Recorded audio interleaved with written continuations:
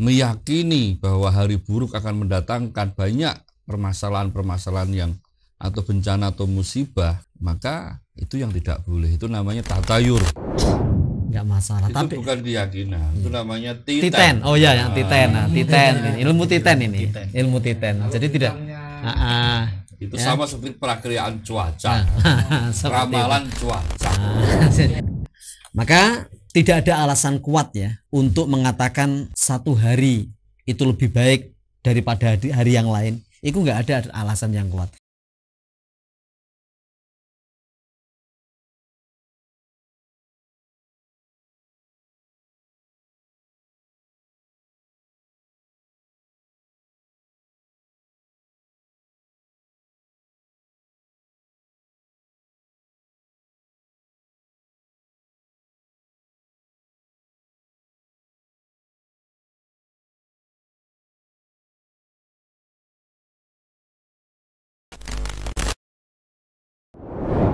Assalamualaikum warahmatullahi wabarakatuh. Selamat. Pagi ini kita berkumpul kembali dalam forum El Kalam, Lembaga Konsultasi dan Kajian Islam yang dipimpin oleh Ustadz Wijayanto. Kita akan membahas salah satu pertanyaan yang sangat banyak masuk ke WA kami. Ustadz, adakah hari baik dan hari buruk dalam Islam? Nah, biasanya nih masyarakat mengalami kebingungan dalam hal ini, terutama dalam penentuan biasanya tanggal nikah, terus pindah rumah, hajat dan lain sebagainya. Nah, itu ya setidaknya coba kami rangkum pertanyaannya terkait dengan hari baik dan hari buruk ini tuh seperti apa. Apalagi ini sebentar lagi Ramadan, terus Syawal. Biasanya orang-orang mulai menentukan tanggal nikah, atau ada mungkin yang tanggal-tanggal tertentu tidak boleh nikah, mungkin seperti itu. Nah, sebenarnya seperti itu tuh seperti apa gitu, Ustaz? Baik pemirsa El Kalam yang dimuliakan oleh Allah SWT serta kaum muslimin dan muslimat dimanapun berada, berkaitan dengan budaya menghitung hari baik hari buruk di dalam menghadapi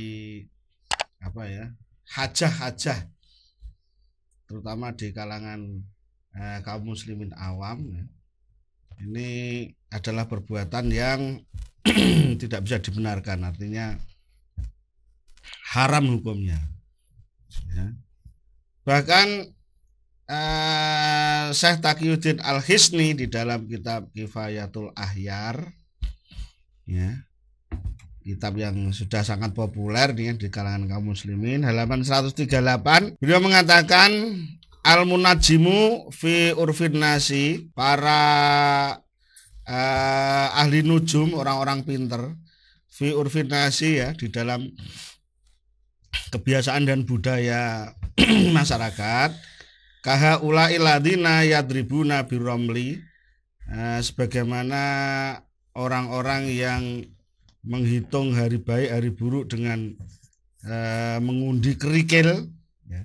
Fa innahum fiskotun, maka sesungguhnya mereka adalah orang-orang fasik ya. Wa minhum man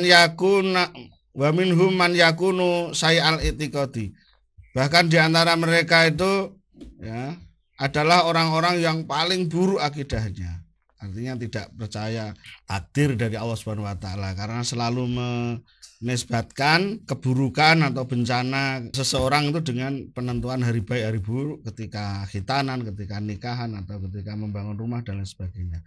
Wa huwa zindikun kafirun, orang-orang seperti ini adalah termasuk kafir zindik. Waqad sahha ani Rasulillah sallallahu alaihi wasallam anahu qala man ata arrafan lam tuqballahu sholatun arba'ina yauman. Orang-orang seperti ini termasuk di dalam apa yang diancamkan oleh Rasulullah SAW di dalam sebuah hadisnya ya, barang siapa yang mendatangi orang pinter, ahli nujum ya, dukun, maka sholatnya tidak diterima selama 40 hari.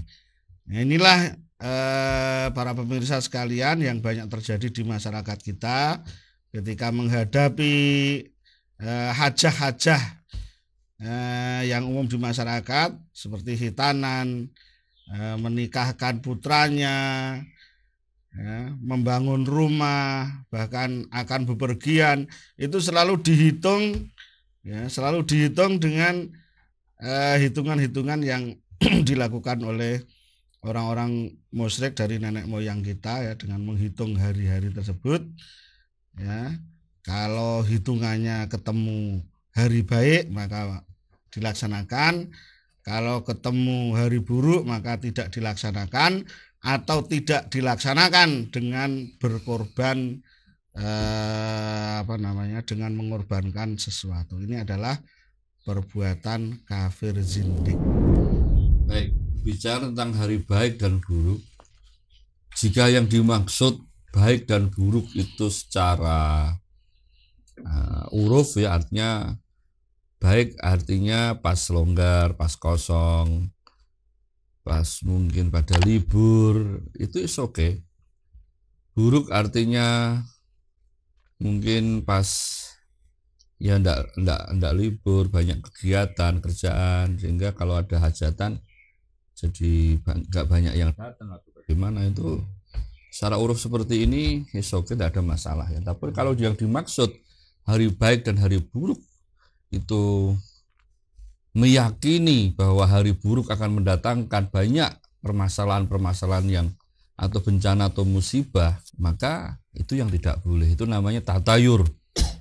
Kalau bahasa Indonesianya kurofat. Dan dalam Islam dilarang hal tersebut. Tatayur, ya, tatayur atau kurofat. Itu sama seperti perilaku orang Arab jahiliyah. Kalau mau pergi, dia melepaskan burung. Kalau burung terbang ke kanan itu alamat baik, mereka akan melanjutkan perjalanan. Dan kalau burung terbangnya ke kiri itu alamat buruk, dan mereka akan menghentikan perjalanan, tidak melanjutkan perjalanan.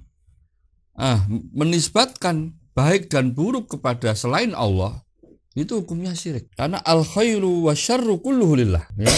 Baikan dan keburukan itu semuanya milik Allah Subhanahu wa taala. Maka tatayur atau kurofat di sini, atau menisbatkan sesuatu, atau tatayur, tasaum, atau meyakini ada selain Allah yang bisa mendatangkan keburukan dan kebaikan, itu hukumnya syirik. Sebagaimana yang hadis dari Abdullah bin Amr, Rasulullah SAW bersabda, man raddathu tayyaratu min hajatin faqad asyrak. Barang siapa orang yang dikembalikan hajatnya karena tatayur, karena menganggap ada kesialan, ya, karena menganggap kesialan, maka itu hukumnya syirik. Artinya nggak ada penisbatan baik dan buruk kepada selain Allah.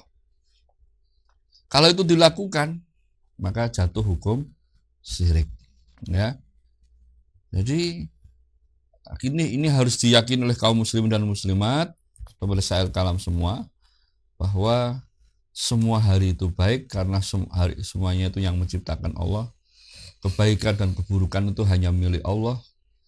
Ya, kebaikan dan keburukan hanya boleh dinisbatkan kepada Allah Subhanahu wa taala. Tidak boleh diberikan atau dinisbatkan atau diyakini adanya makhluk yang membawa kebaikan dan keburukan, mendatangkan kebaikan dan keburukan. Saya hanya menambahi dari kitab Fathul Majid Syarah Kitab Tauhid karya Al-Syekh. Di sini disebutkan bahwa min akidati ahli sunnati wal jamaati adamu tasya'umi. Di antara termasuk akidah ahli sunnah wal jamaah adalah tidak boleh merasa sial. Fatasya'umu min ilqa'i syaitan wa tahwifihi linnas. Karena tasya'um itu sebenarnya adalah dari gangguan setan dan bentuk setan untuk menakut, selalu memberikan ketakutan kepada manusia. Dan kebetulan pada era jahiliyah itu dalam kitab Mirqatul Mafatih Syarah Mishkatul Mashabih itu juga diceritakan bahwa orang jahiliyah itu merasa sial jika sudah masuk pada bulan Shofar. Sehingga dengan demikian Rasulullah SAW bersabda, laha mata wala shofaro, tidak ada hamah atau burung hantu dan tidak ada shofar. Artinya di sini bulan Shofar itu termasuk bulan yang ditakuti oleh orang-orang jahiliyah pada era Nabi. Nah, kemudian Nabi memberikan penjelasan bahwa hal itu tidak perlu diikuti oleh orang Islam. Wallahu ta'ala. Para petani, itu ada sesuatu yang unik ya ketika mau menanam padi nyebar gogo ya, padi gogo. Padi gogo itu yang tidak pengairannya tidak ada akses tapi hanya nyagerno air hujan gitu. Kadang tak ada hujan. Nah, padang tak ada hujan. Beda-beda tempat beda istilah. Itu biasanya kalau ada burung terik ya. Burung banyak sekali itu lewat. Terik panas. Nah, istilahnya di daerah saya itu burung. Nah, burung yang pindah tempat. Banyak sekali gitu. Itu mereka punya keyakinan gini, oh ini sudah mau masuk waktu hujan. Karena daerah tertentu dia pindah kan gitu. Saat itulah mereka nyebar padinya. Memang nanti sebentar lagi turun hujan seperti itu. Kalau hari baik yang dimaksudkan petani itu hanya sebatas itu, tidak masalah. Atau misalnya masyarakat nelayan. Kalau bintangnya banyak sekali, biasanya ikan pada naik misalnya seperti itu. Nggak tahu apakah ada kaitannya dengan unsur makanan dan lain sebagainya gitu ya. Kalau hanya keyakinan seperti itu, saya kira nggak masalah. Itu tapi bukan keyakinan, itu namanya titen. Oh ya, yang titen. Nah, titen ini ilmu titen ini. Ilmu titen. Jadi tidak itu ya. sama seperti perakiraan cuaca. Ramalan cuaca. Ini ada taukid dari Ustaz Sigit ya. Itu boleh. Tapi kalau sudah mengarah kepada apa itu? Misalnya weton, satuan dan lain sebagainya, itu kan sudah mengarah ke keyakinan.